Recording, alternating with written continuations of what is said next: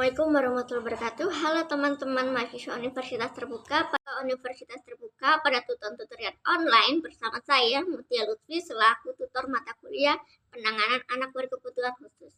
Untuk sesi SAT ini topiknya adalah penanganan anak berkebutuhan khusus. Mulai dari mengenal jenis-jenis anak berkebutuhan khusus. Dengan sebelumnya, teman-teman akan saya ajak untuk menonton film Helen Keller, menonton film Teraja Menpar, dan membaca buku Otto-chan.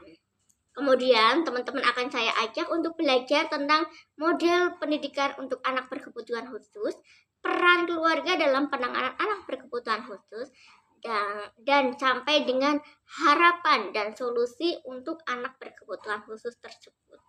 Untuk informasi belajar di SPDA 4401, kompetensi yang harus dimiliki oleh kalian pada sesi 1 adalah kalian tuh mampu mengidentifikasikan jenis-jenis anak berkebutuhan khusus.